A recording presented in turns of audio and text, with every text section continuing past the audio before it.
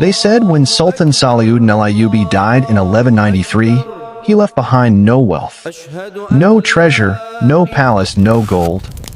But what he did leave behind was a secret whispered on his deathbed, heard by only one man and never written in any book. This is the story of that secret, a truth that lived and died with the lion of Islam. After years of war, after Acre, after the peace with Richard the Lionheart, Salahuddin's body began to fail him. His cough grew heavier. His strength left him. But even in sickness, he refused comfort. He ordered that no gold be spent on himself, and that the people's needs come before his. Each morning, he asked his scholar, Qadi al-Fadil, "What news from Jerusalem?" The city was safe, but the Sultan's heart was not.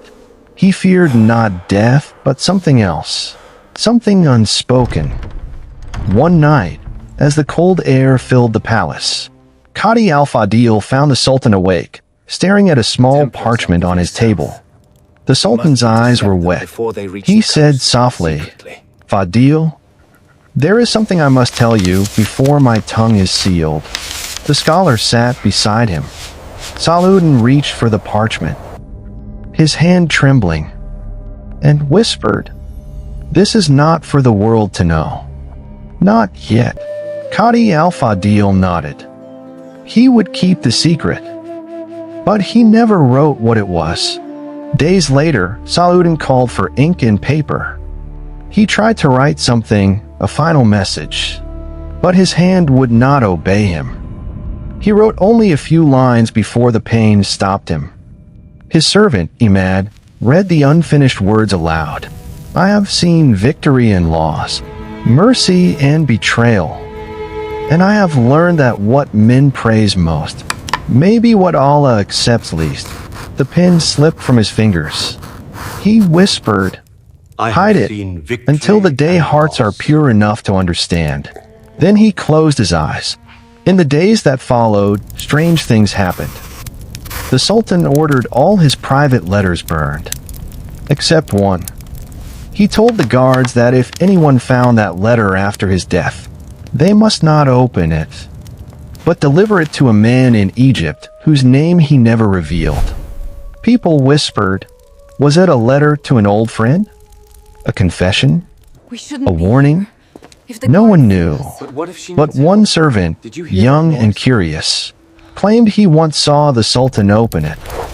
And inside was not writing, but a lock of hair, and a small piece of cloth stained with blood. He would not answer. In his final week, Salahuddin's brother Aladil came to see him. The empire was unstable, power was shifting. Aladil asked, "Brother, have you written your will? The people must know who will rule after you."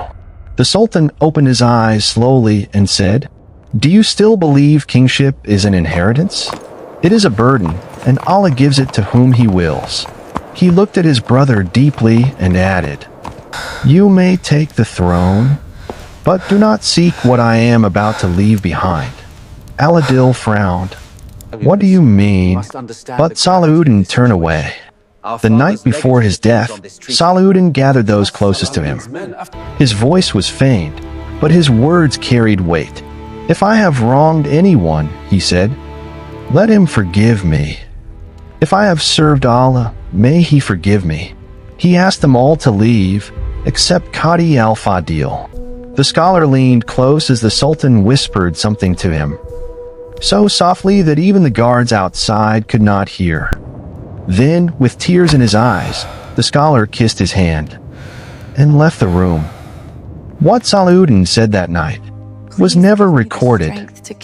At dawn on March 4th, 1193, the Sultan of the East took his final breath. He smiled faintly, his lips moving in the remembrance of Allah. When they checked his treasury, they found only 1 dinar and 47 silver coins, and on his table, the parchment and a sealed letter. Qadi al-Fadil took them quietly and hid them among his own papers. He never spoke of them again.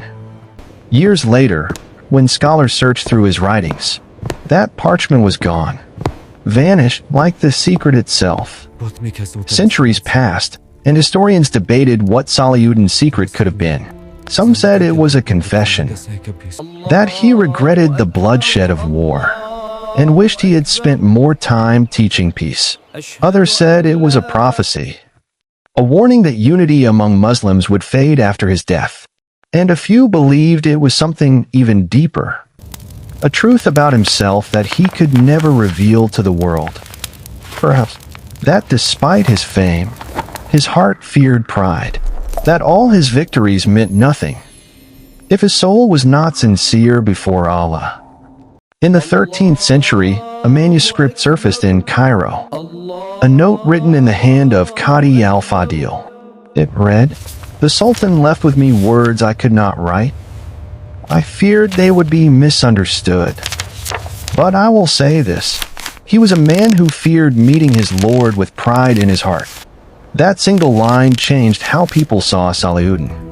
He was not only a conqueror, he was a man fighting his own self. Perhaps that was his true secret, that he feared being remembered more than being forgotten, that his victories were not for glory, but a test. And maybe that is why Allah took him at the height of his honor, to protect him from the pride of power. His secret was not a political mystery. It was a spiritual truth. Do not let the world love you more than your Lord does. That is the wisdom Salahuddin carried to his grave, not written in ink, but carved into eternity. More than 8 centuries have passed. Sultan Salahuddin's tomb still stands in Damascus. Simple, humble, unguarded. Visitors come and whisper prayers. Some say they feel a strange peace there, as if the man who once held the world in his hands still guards something unseen. Perhaps the secret he took to the grave was never meant to be known, but to be felt. Music fades out. Narrator softly. He conquered lands, but his final victory was over himself. That was the secret of Salahuddin Al-Ayyubi.